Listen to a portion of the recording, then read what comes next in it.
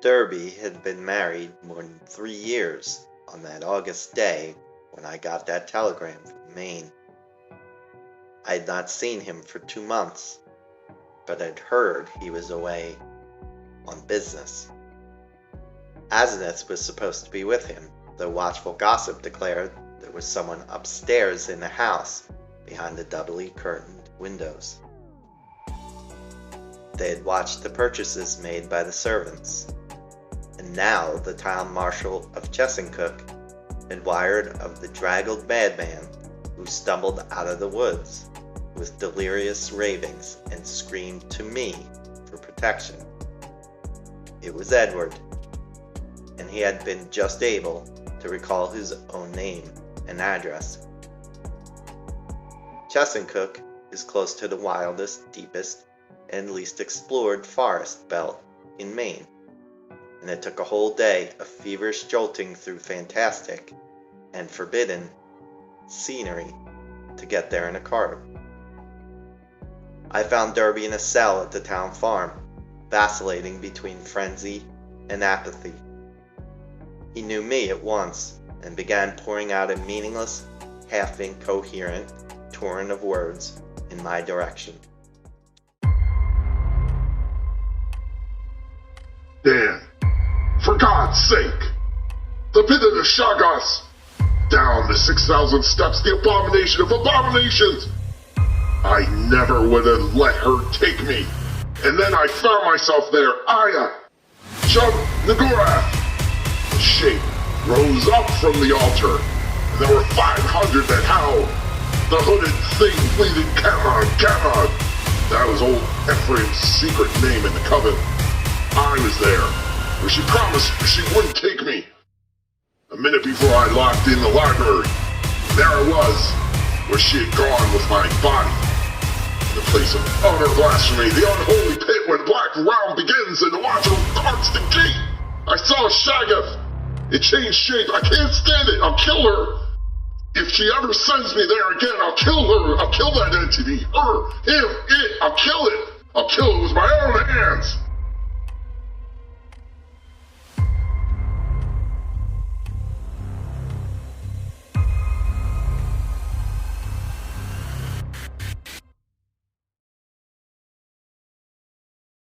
It took me an hour to quiet him, but he subsided at last. The next day I got him decent clothes in the village and set out with him for Arkham. His fury of hysteria was spent, and he was inclined to be silent, though he began muttering darkly to himself when the car passed through Augusta, as if the sight of a city aroused unpleasant memories.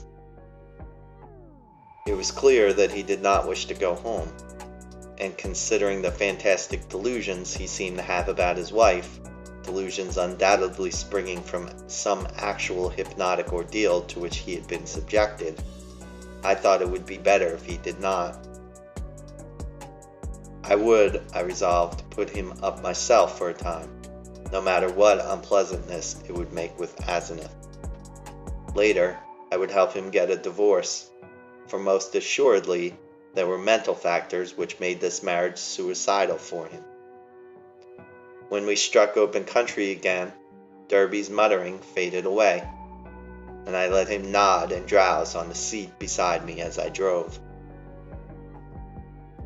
During our sunset dash through Portland, the muttering commenced again, more distinctly than before, and as I listened, I caught a stream of utterly insane drivel about Asenath. The extent to which she had preyed on Edward's nerves was plain, for he had woven a whole set of hallucinations around her. His present predicament, he mumbled furtively, was only one of a long series. She was getting hold of him, and he knew that some day she would never let go.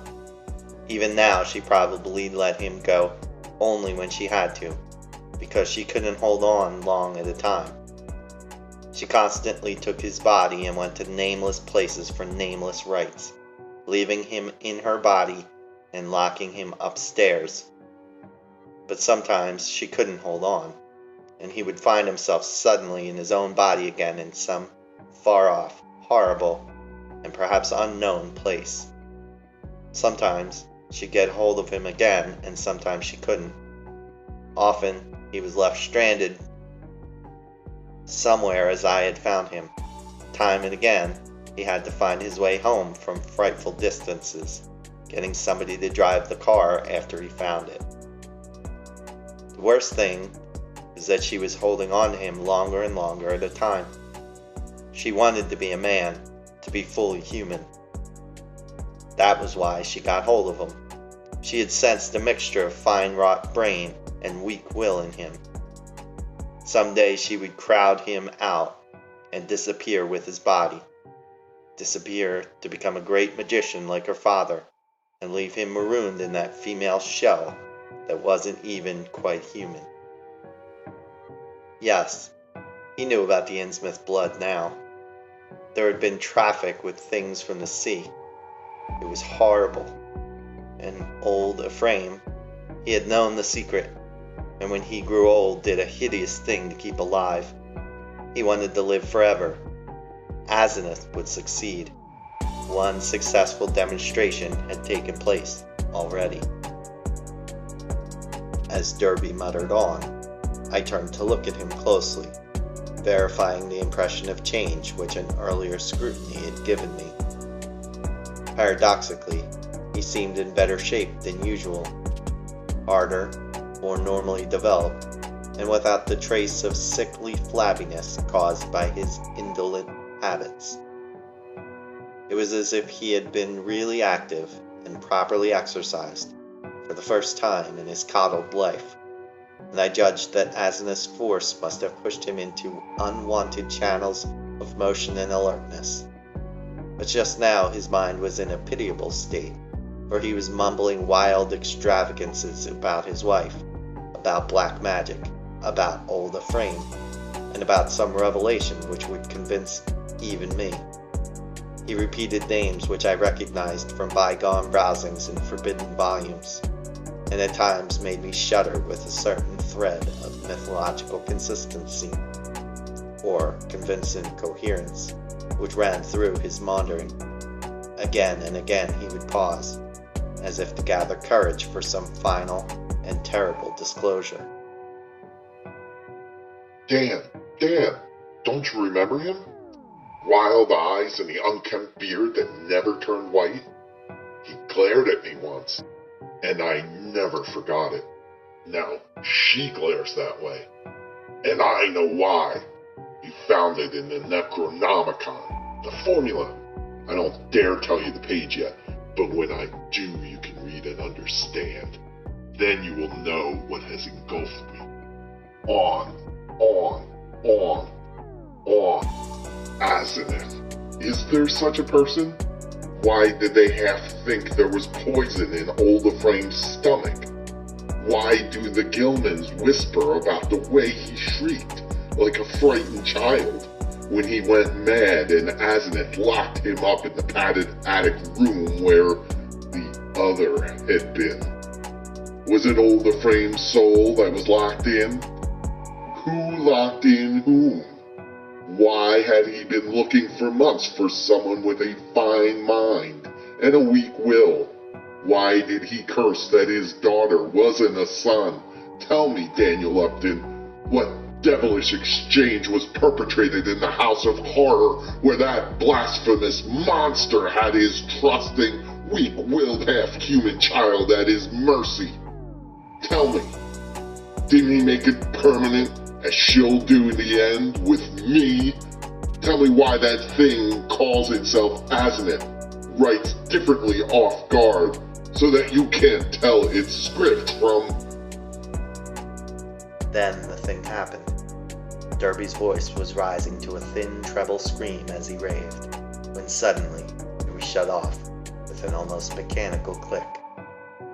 I thought of those other occasions at my home when his confidences had abruptly ceased, when I half fancied that some obscure telepathic wave of Asenath's mental force was intervening to keep him silent. This, though, was something altogether different, and I felt infinitely more horrible.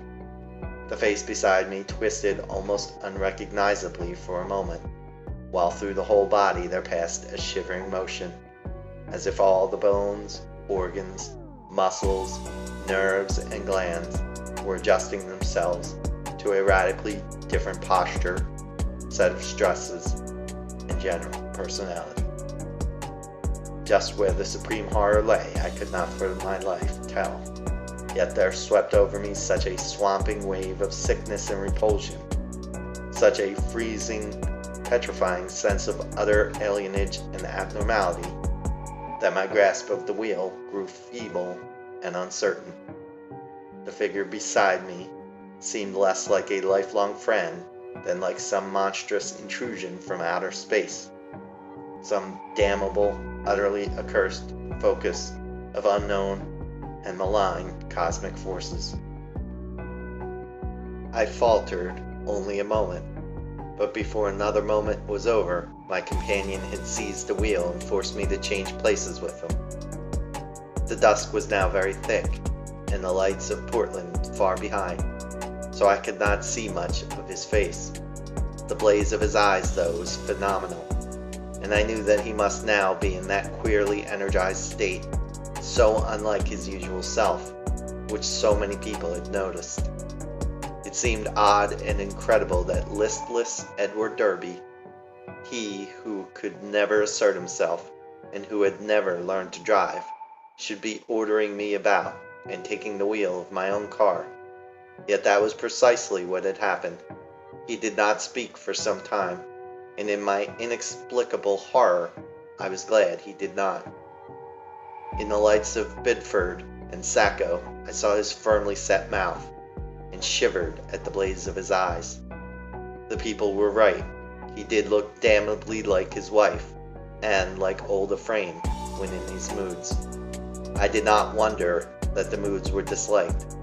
There was certainly something unnatural in them, and I felt the sinister element all the more because of the wild ravings I had been hearing. This man, for all my lifelong knowledge of Edward Pickman Derby, was a stranger, an intrusion of some sort from the black abyss. He did not speak until we were on a dark stretch of road, and when he did, his voice seemed utterly unfamiliar. It was deeper, firmer, and more decisive than I had ever known it to be, while its accent and pronunciation were altogether changed, though vaguely, remotely, and rather disturbingly recalling something I could not quite place. There was, I thought, a trace of very profound and very genuine irony in the timbre, not the flashy, meaninglessly jaunty pseudo-irony of the callow sophisticate, which Derby had habitually affected, but something grim, basic, pervasive, and potentially evil. I marveled at the self-possession so soon following the spell of panic-struck muttering. I hope you'll forget my attack back there, Upton, he was saying. You know what my nerves are, and I guess you can excuse such things.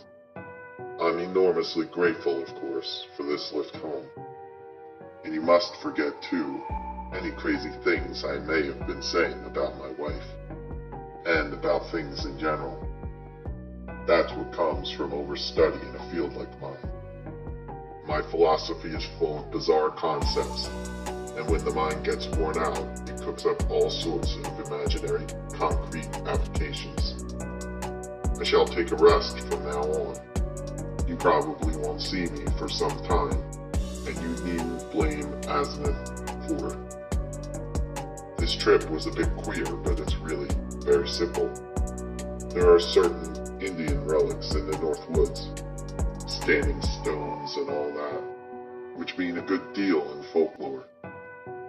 And Azimuth and I are following that stuff up. It was a hard search, so I seem to have gone off my head. I must send somebody for the car when I get home. A month's relaxation will put me on my feet. I do not recall just what my own part of the conversation was, for the baffling alienage of my seatmate filled all my consciousness. With every moment, my feeling of elusive cosmic horror increased, till at length I was in a virtual delirium of longing for the end of the drive. Derby did not offer to relinquish the wheel, and I was glad of the speed with which Portsmouth and Newburyport flashed by. At the junction where the main highway runs inland and avoids Innsmouth, I was half afraid my driver would take the bleak shore road that goes through that damnable place. He did not, however, but darted rapidly past Raleigh and Ipswich toward our destination. We reached Arkham before midnight and found the lights still on at the old Crown and Shield house. Derby left the car with a hasty repetition of his thanks, and I drove home alone with a curious feeling of relief. It had been a terrible drive, all the more terrible because I could not quite tell why, and I did not regret Derby's forecast of a long absence from my company. The next 2 months were full of rumors.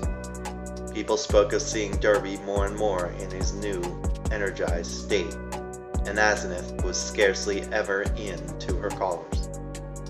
I had only one visit from Edward, when he called briefly in Asenath's car, duly reclaimed from wherever he had left it in Maine, to get some books he had lent me. He was in his new state, and paused only long enough for some evasively polite remarks. It was plain that he had nothing to discuss with me when in this condition, and I noticed that he did not even trouble to give the old 3 and 2 signal when ringing the doorbell. As on that evening in the car, I felt a faint, infinitely deep horror which I could not explain, so that his swift departure was a prodigious relief. In mid-September, Derby was away for a week, and some of the decadent college set talked knowingly of the matter, hinting at a meeting with a notorious cult leader, lately expelled from England, who had established headquarters in New York. For my part, I could not get that strange ride from Maine out of my head. The transformation I had witnessed had affected me profoundly, and I caught myself again and again trying to account for the thing, and for the extreme horror it had inspired in me. But the oddest rumors were those about the sobbing in the old Crown and Shield house. The voice seemed to be a woman's, and some of the younger people thought it sounded like Asenath's. It was heard only at rare intervals, and would sometimes be choked off as if by force. There was talk of an investigation, but this was dispelled one day when Asenath appeared in the streets and chatted in a sprightly way with a large number of acquaintances, apologizing for her recent absence and speaking incidentally about the nervous breakdown and hysteria of a guest from Boston. The guest was never seen, but Asenath's appearance left nothing to be said. And then someone complicated matters by whispering that the sobs had once or twice been in a man's voice. One evening in mid-October, I heard the familiar 3 and 2 ring at the front door. Answering it myself, I found Edward on the steps, and saw in a moment that his personality was the old one which I had not encountered since the day of his ravings on that terrible ride from Chesuncook. His face was twitching with a mixture of odd emotions, in which fear and triumph seemed to share dominion. He looked furtively over his shoulder as I closed the door behind him. Following me clumsily to the study, he asked for some whiskey to steady his nerves. I forbore to question him, but waited till he felt like beginning whatever he wanted to say. At length, he ventured some information in a choking voice. Asenath is gone, Dan. We had a long talk last night while the servants were out, and I made her promise to stop preying on me. Of course, I had certain occult defenses I never told you about. She had to give in, but she got frightfully angry Just packed up and started for New York. Walked right out to catch the 8:20 into Boston. I suppose people will talk, but I can't help that. You needn't mention there was any trouble, just say she's gone on a long research trip. She's probably going to stay with one of her horrible group of devotees. I hope she'll go west and get a divorce. Anyhow, I made her promise to keep away and let me alone. It was horrible, man. She was stealing my body, crowding me out, making a prisoner of me. I lay low and pretended to let her do it, but I had to be on the watch. I could plan if I was careful, for she can't read my mind literally or in detail. All she could read of my planning was a sort of general mood of rebellion, and she always thought I was helpless. Never thought I could get the best of her, but I had a spell or two that worked. Jerry looked over his shoulder and took some more whiskey. I paid off those damn servants this morning when they got back. They were ugly about it and asked questions, but they went. They're her kind, Innsmouth people, and were hand in glove with her. I hope they'll let me alone.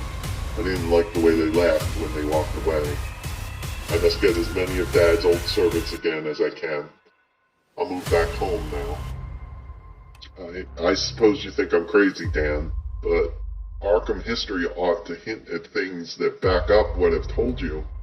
And what I'm going to tell you, you've seen one of the changes, too, in your car after I told you about Azimuth that day coming home from Maine.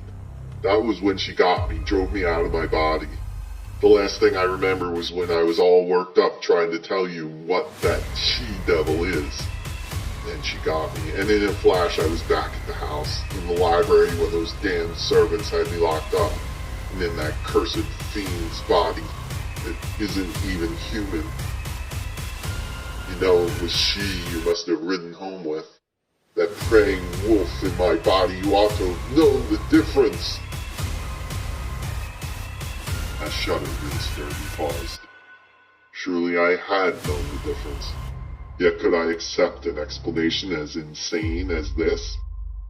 But my distracted caller was growing even wilder. I had to save myself. I had to, Dan. She'd have got me for good at Hallowmass. They hold a Sabbath up there beyond Chesuncook, and the sacrifice would have clinched things. She'd have got me for good. She'd have been I, and I'd have been she forever. Too late. My body had been hers for good. She'd have been a man and fully human, just as she wanted to be. I suppose she'd have put me out of the way. Killed her own ex-body with me in it, damn her! Just as she did before. Just as she did, or it did before. Edward's face was now atrociously distorted, and he bent it uncomfortably close to mine, as his voice fell to a whisper. You must know what I hinted in the car. That she isn't Azimuth at all, but really old Ephraim himself. I suspected it a year and a half ago, and I know it now. Her handwriting shows it when she goes off guard. Sometimes she jots down a note in writing. It's just like her father's manuscript, stroke for stroke. And sometimes she says things that nobody but an old man like Ephraim could say. He changed forms with her when he felt death coming. She was the only one he could find with the right kind of brain and a weak enough will. He got her body permanently, just as she almost got mine, and then poisoned the old body he'd put her into. Haven't you seen old Ephraim's soul glaring out of that she-devil's eyes dozens of times? And out of mine when she has control of my body? The whisperer was panting and paused for breath. I said nothing, and when he resumed his voice was nearer normal. This, I reflected, was a case for the asylum, but I would not be the one to send him there. Perhaps time and freedom from Azimuth would do its work. I could see that he would never wish to dabble in morbid occultism again. I'll tell you more later. I must have a long rest now. I'll tell you something of the forbidden horror she led me into. Something of the age-old horrors that even now are festering in out-of-the-way corners with a few monstrous priests to keep them alive. Some people know things about the universe that nobody ought to know, and can do things that nobody ought to be able to do. I've been in it up to my neck, but that's the end. Today, I'd burn that damn Necronomicon and all the rest if I were librarian at Miskatonic. But she can't get me now. I must get out of that accursed house as soon as I can and settle down at home. You'll help me, I know, if I need help. Those devilish servants, you know. And if people should get too inquisitive about Azimuth, you see, I can't give them her address. Then there are certain groups of searchers, certain cults, you know, that might misunderstand our breaking up. Some of them have damnably curious ideas and methods. I know you'll stand by me if anything happens, even if I have to tell you a lot that will shock you. I had Edward stay and sleep in one of the guest chambers that night, and in the morning he seemed calmer. We discussed certain possible arrangements for his moving back into the Derby mansion, and I hoped he would lose no time in making the change. He did not call the next evening, but I saw him frequently during the ensuing weeks.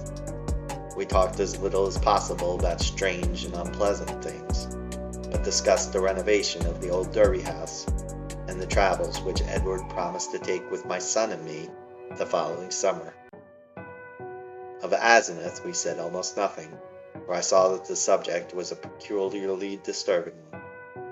Gossip, of course, was rife, but that was no novelty in connection with the strange menage at the old Crown and Shield house. One thing I did not like was what Derby's banker left fall in an overexpensive mood at the Miskatonic Club about the checks Edward was sending regularly to Moses and Abigail Sargent and a Eunice Babson in Innsmouth. That looked as if those evil-faced servants were extorting some kind of tribute from him, yet he had not mentioned the matter to me. I wished that the summer and my son's Harvard vacation would come, so that we could get Edward to Europe. He was not, I soon saw, mending as rapidly as I had hoped he would, for there was something a bit hysterical in his occasional exhilaration, while his moods of fright and depression were altogether too frequent. The old Derby house was ready by December, yet Edward constantly put off moving. Though he hated and seemed to fear the Crown and Shield place, he was at the same time queerly enslaved by it.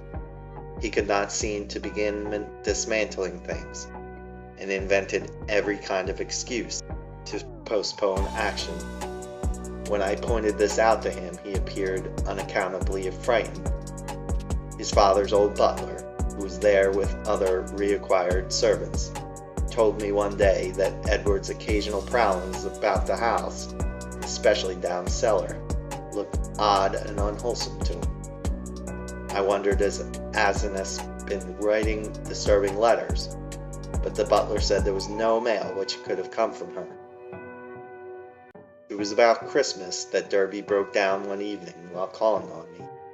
I was steering the conversation toward next summer's travels when he suddenly shrieked and leaped up from his chair with a look of shocking, uncontrollable fright, a cosmic panic and loathing, such as only the nether gulfs of nightmare could bring to any sane mind. My brain, goddamn, it's tugging from beyond knocking, clawing that she-devil even now. Refrain, come on.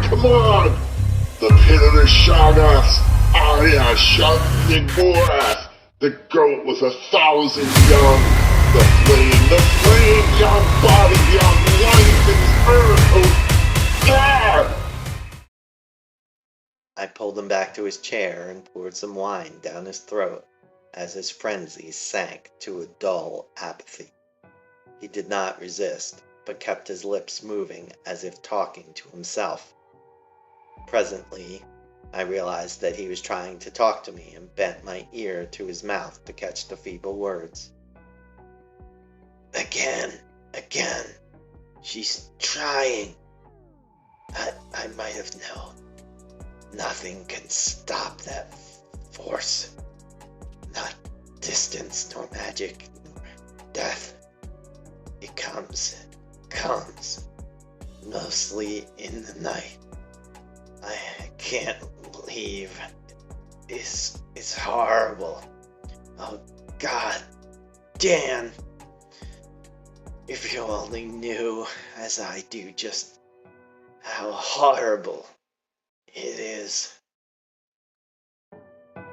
When he had slumped down into a stupor, I propped him with his pillows and let normal sleep overtake him.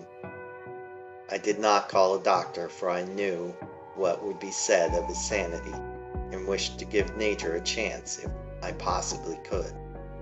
He waked at midnight, and I put him to bed upstairs, but he was gone by morning. He had let himself quietly out of the house, and his butler, when called on the wire, said he was at home pacing about the library. Edward went to pieces rapidly after that. He did not call again, but I went daily to see him. He would always be sitting in his library, staring at nothing, and having an air of abnormal listening. Sometimes he talked rationally, but always on trivial topics. Any mention of his trouble, of future plans, or of Asenath would send him into a frenzy. His butler said he had frightful seizures at night, during which he might eventually do himself harm. I had a long talk with his doctor, banker, and lawyer, and finally took the physician with 2 specialist colleagues to visit him. The spasms that resulted from the first questions were violent and pitiable, and that evening a closed car took his poor, struggling body to the Arkham Sanitarium. I was made his guardian and called on him twice weekly, almost weeping to hear his wild shrieks, awesome whispers, and dreadful, droning repetitions of such phrases as, I had to do it. It'll get me. Down there in the dark. Mother, Dan! Save me.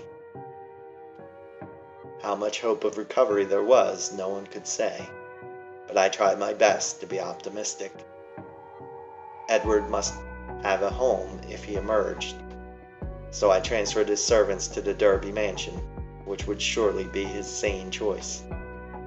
What to do about the Crown and Shield place, with its complex arrangements and collections of utterly inexplicable objects, I could not decide, so left it momentarily untouched, telling the Derby household to go over and dust the chief rooms once a week, and ordering the furnace man to have a fire on those days. The final nightmare came before Candlemas, heralded, in cruel irony, by a false gleam of hope. One morning late in January, the sanitarium telephoned to report that Edward's reason had suddenly come back. His continuous memory, they said, was badly impaired, but sanity itself was certain. Of course, he must remain some time for observation, but there could be little doubt of the outcome. All going well, he would surely be free in a week. I hastened over in a flood of delight, but stood bewildered when a nurse took me to Edward's room. The patient rose to greet me, extending his hand with a polite smile, but I saw in an instant that he bore the strangely energized personality which had seemed so foreign to his nature, the competent personality I had found so vaguely horrible, and which Edward himself had once vowed was the intruding soul of his wife. There was the same blazing vision, so like Asenath's and old Ephraim's, and the same firm mouth, and when he spoke I could sense the same grim, pervasive irony in his voice, the deep irony so redolent of potential evil. This was the person who had driven my car through the night 5 months ago, the person I had not seen since that brief call when he had forgotten the old-time doorbell signal and stirred such nebulous fears in me. And now he filled me with the same dim feeling of blasphemous alienage and ineffable cosmic hideousness. He spoke affably of arrangements for release, and there was nothing for me to do but assent, despite some remarkable gaps in his recent memories. Yet I felt that something was terribly, inexplicably wrong and abnormal. There were horrors in this thing that I could not reach. This was the same person. But was it indeed the Edward Derby I had known? If not, who or what was it? And where was Edward? Ought it to be free or confined, or ought it to be extirpated from the face of the earth? There was a hint of the abysmally sardonic in everything the creature said. The azimuth-like eyes lent a special and baffling mockery to certain words about the early liberty earned by an especially close confinement. I must have behaved very awkwardly and was glad to beat a retreat. All that day and the next I racked my brain over the problem. What had happened? What sort of mind looked out through those alien eyes in Edward's face? I could think of nothing but this dimly terrible enigma, and gave up all efforts to perform my usual work. The second morning the hospital called up to say that the recovered patient was unchanged, and by evening I was close to a nervous collapse, a state I admit, though others will vow it colored my subsequent vision. I have nothing to say on this point, except that no madness of mine could account for all the evidence.